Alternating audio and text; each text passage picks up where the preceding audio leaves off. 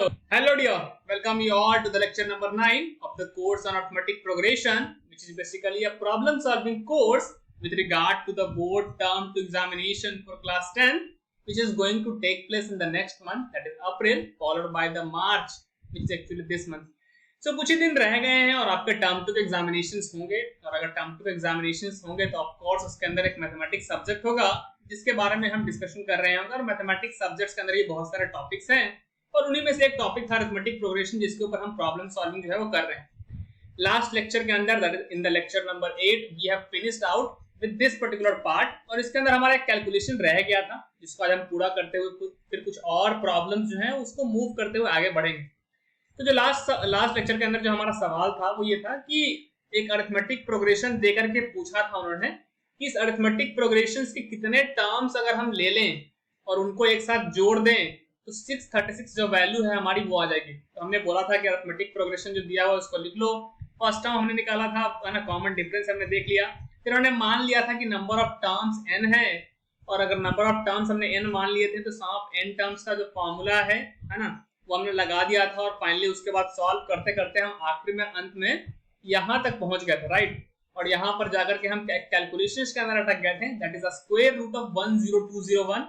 तो हमने क्या किया कि कैलकुलेटर यूज किया। फिर और क्या कि अगर आप 10201 का अंडर रूट निकालते हैं, ये बेसिकली 101 का अंडर रूट, सॉरी इसका अगर अंडर रूट निकालते हैं तो ये 101 आएगा, क्योंकि 101 का अगर परफेक्ट स्क्वायर करोगे तो आपको ये वैल्यू मिल जाएगी।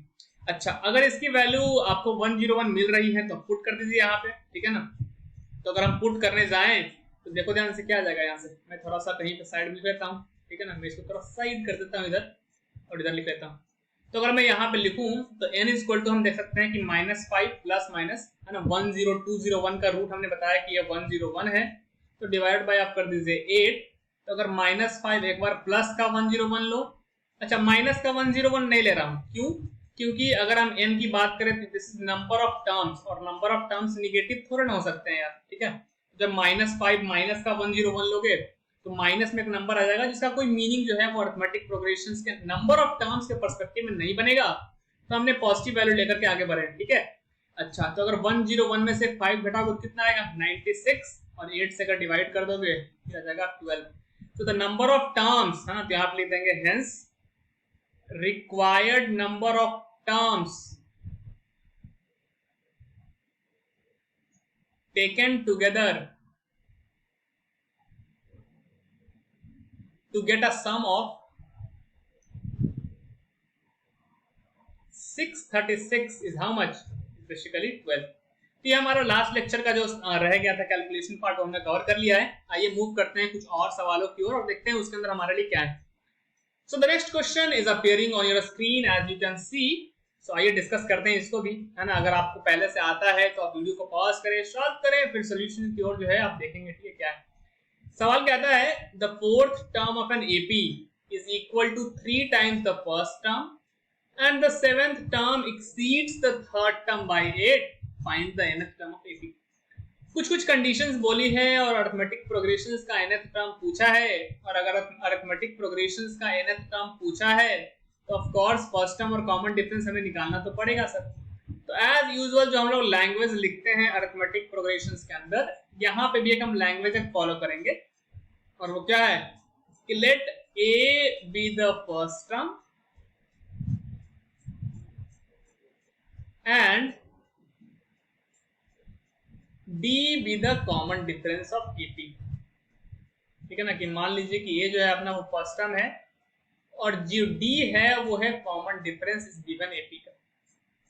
अगर हम क्वेश्चंस के बात माने, है ना, that is according to question चले, है ना, अपनी मनमानी थोड़ी ना करें। तो क्वेश्चन क्या कहता है, the fourth term of an AP is equal to 3 times the first term. कहता है कि जो फोर्थ टर्म है अरिथमेटिक प्रोग्रेशन का वो 3 गुना है फर्स्ट टर्म के, ठीक है। तो फर्स्ट टर्म हमने ये माना था तो हमने यहाँ पे ये लिख दिया। फोर्थ टर्म लिखने के लिए हम लिखेंगे first term plus 3d is equal to आ जाएगा 3a। अगर आप यहाँ से इस a को लेफ्ट हैंड साइड से लेके जाएंगे राइट हैंड साइड की ओर, तो ये प्लस a से बन जाएगा माइनस का a, सो 3a माइनस का a बन जाएगा 2a, और 2a इज इक्वल टू आ जाएगा 3d which is basically a relation.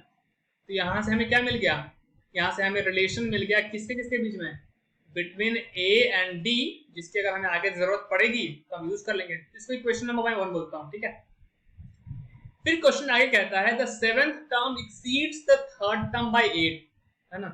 कहता है कि जो सातवां टर्म है अरिथमेटिक प्रोग्रेशन का, वो एक्चुअली में जो थर्ड टर्म है उससे 8 एक्सीड करता है। एक्सीड का मतलब उससे उतना ज्यादा है, मतलब थर्ड टर्म से 8 वो ज्यादा है। मतलब अगर थर्ड टर्म में 8 जोड़ दोगे तो वो सेवेंथ टर्म के बराबर हो जाएगा। अच्छा, अगर हम सेवेंथ टर्म लिखना चाहते हैं in terms of A and D तो लिख देंगे a plus 6d, third term को लिख देंगे a प्लस 2d और यहाँ पे आ जाएगा प्लस का 8। क्लियरली देख सकते हो a और a हो जाएगा कैंसिल, तो ये आपके पास आ जाएगा 6d is equal to 2d plus 8। 2d को अगर हम राइट हैंड साइड से लेके चले जाएं लेफ्ट हैंड साइड की ओर, ये बन जाएगा 6d माइनस का 2d, ये बन जाएगा 8। तो 4d इज इक्वल टू हो जाएगा 8। तो यहां से d की वैल्यू निकाल सकते हैं 8 divide by 4 which is nothing but equal to 2। तो कॉमन डिफरेंस की वैल्यू हमने निकाली कितनी, 2। अच्छा, हमारे पास इक्वेशन 1 ये है कि 2a is equal to 3d, है ना। तो यहां से हम फर्स्ट टर्म निकाल सकते हैं फ्रॉम इक्वेशन 1। अगर हम देखें तो ये हमारे पास एक रिलेशन है 3a is equal to 2d, sorry 2a is equal to 3d। एक मिनट देख लें मेरे को। 2a is equal to 3d और d की वैल्यू हमने कितनी निकाली है, 2। तो अगर हम d की वैल्यू यहाँ पे 2 पुट करते हैं ताकि हमें फर्स्ट टर्म की वैल्यू मिल जाए, तो फर्स्ट टर्म की वैल्यू कितनी आ जाएगी, 3। तो हमने यहाँ से कुछ चीजें कैलकुलेट कर ली, क्या क्या, कि a जो कि हमारा फर्स्ट टर्म था इस अरिथमेटिक प्रोग्रेशन का वो है 3, और दूसरी चीज d जो कि हमारा कॉमन डिफरेंस था इस गिवन अरिथमेटिक प्रोग्रेशन का, उसकी वैल्यू हमने निकाल ली है कितनी, 2। हमसे पूछा था nth term of the AP के बारे में, ठीक है ना। nth term of the AP उसको रिप्रेजेंट करेंगे a सबस्क्रिप्ट n से, और इसका फॉर्मूला होता है a plus n minus 1 into D. First term की वैल्यू पता है 3, कॉमन डिफरेंस की वैल्यू पता है 2, so if you put it all together it is coming out to be 2n minus 2 which is basically 2n plus 1, क्योंकि जब 3 में से 2 को सब्ट्रैक्ट करोगे you would get the resultant value of 1 and hence जो nth term निकल करके आ गया अरिथमेटिक प्रोग्रेशन का, nth term of given arithmetic progression is what, 2n plus 1, ठीक है ना। क्या है बात आपको समझ में आ गई? आई होप आपको जो बात है वो समझ में आ गई हो। चलिए अगला जो सवाल है वो थोड़ा सा धांसू सवाल है। धांसू मतलब एक नंबर, है ना, इसको बोलते हैं ना कि it very interesting problem it is, आपको बहुत सारी चीजें सिखाएगा। एक तरह से ये कंपटीशंस के लिए क्वेश्चंस हैं, जो एनटीएससी एग्जाम्स होते हैं ना उसके अंदर इस तरह के क्वेश्चंस अपीयर होते हैं। सवाल पढ़िएगा, if the sum of first n even natural number is equal to k times the sum of first n odd natural number, find the value of k। कहता है कि आपके पास क्या है कि अगर हम पहले n इवन नेचुरल नंबर का सम निकालें, फिर हम पहले n ऑड नेचुरल नंबर का सम निकालें, तो हम देखते ये हैं कि जो इवन नेचुरल नंबर का सम निकाला ना वो k टाइम से ऑड नेचुरल नंबर का जो सम निकाला उसके, तो k की वैल्यू बताओ। तो हमें तो नहीं पता क्या होता है ये first n even natural number का sum, first n odd natural number का सम, तो पहले हम उसको कैलकुलेट करते हैं फिर देखते हैं क्या कर सकते हैं। सो अगर हम पहला पार्ट की ओर जा रहे हैं, पहला पार्ट की ओर जा रहे हैं, that is calculation of sum of first n even natural number, ठीक है ना। इसका हम सम जो है वो कैलकुलेट करने चलते हैं, फिर अगली बार हम ऑड वाले कैलकुलेट करेंगे, फिर आगे बढ़ जाएंगे। तो अगर हम लिखना चाहें लैंग्वेज तो हम बोल सकते हैं कि first n even natural number, तो अगर आप पहले n इवन नेचुरल नंबर लिखना चाहोगे तो 2 से स्टार्ट होगा। 0 से क्यों नहीं स्टार्ट किया, क्योंकि नेचुरल नंबर बोला है ना सर, केवल इवन ही कंसीडर नहीं करना है, आपको नेचुरल वाला भी कंडीशन भी चलना है। तो 2 के बाद आएगा 4, फिर 6, फिर 8, इस तरह चलता चला जाएगा कितने टर्म्स तक, n टर्म्स तक, ठीक है।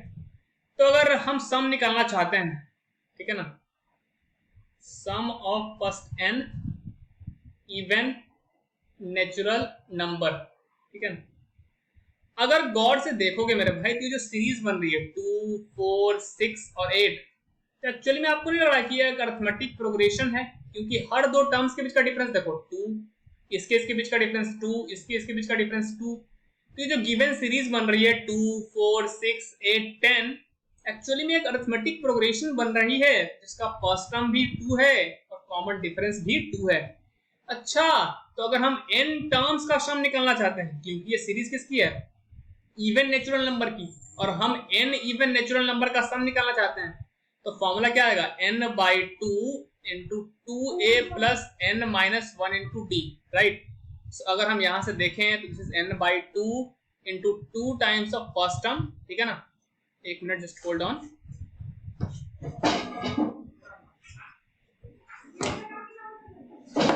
ठीक है, sorry for the disturbance, so let me continue it. तो अगर हम फर्स्ट टर्म की बात करें तो फर्स्ट टर्म आ जाएगा 2, n टर्म्स है तो n रहने दो, कॉमन डिफरेंस कितना है, कॉमन डिफरेंस है 2। जल्दी जल्दी सॉल्व कर लेते हैं भाई, इसको कितना आता है। सो n/2 into 4 plus 2n minus का 2, दिस इज n/2 इंटू आ जाएगा ये 2n प्लस का 2, क्योंकि 4 में से 2 जाएगा तो चला जाएगा। अगर हम ऊपर से 2 कॉमन निकाल लें तो आ जाएगा n प्लस 1, 2 से 2 कैंसल, तो हमारा first n even natural number का सम कितना आ गया, n into n plus 1। Similarly अगर हम कैलकुलेशन करने जाएं sum of first n odd natural number का, है ना, ये ऑड नंबर है, बीच में ऑड स्किप हो गया है, तो sum of first n odd natural number की अगर हम बात करें तो वो कैसे निकालोगे, ऑड नेचुरल नंबर होते क्या है, 1, 3, 5, 7, इस तरह से। तो अगर ये सीरीज देखोगे तो ये भी एक अरिथमेटिक प्रोग्रेशन बन रहा है, लेकिन यहाँ पे फर्स्ट टर्म जो है आपका 1 है और कॉमन डिफरेंस यहाँ पे भी 2 है।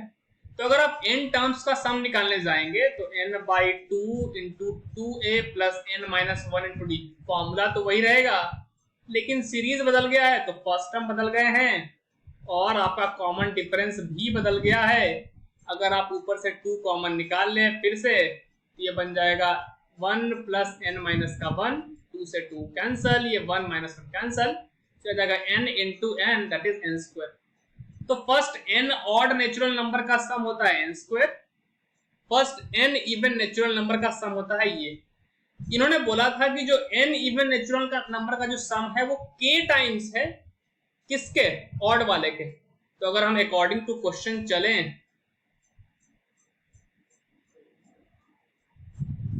तो जो सम ऑफ n टर्म्स हैं इवन नेचुरल नंबर का, एक्चुअली में वो k टाइम्स है n टर्म्स का सम, जो कि हमने ऑड वाले के लिए निकाला।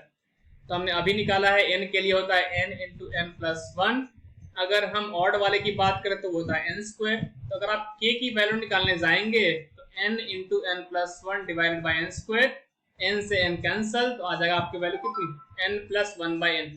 तो जो रिक्वायर्ड वैल्यू है किसकी, k की, वो आपकी आ जाएगी n plus 1 by n। That's all for this particular video. See you all in the next one. Till then keep learning and stay happy. और ध्यान रखिएगा अपने ड्रीम के ऊपर काम करते रहिए। थोड़ा थोड़ा भी अगर आप काम करेंगे तो eventually one day your dreams will come true. So see you all in the next one. Till then keep learning and stay happy buddy.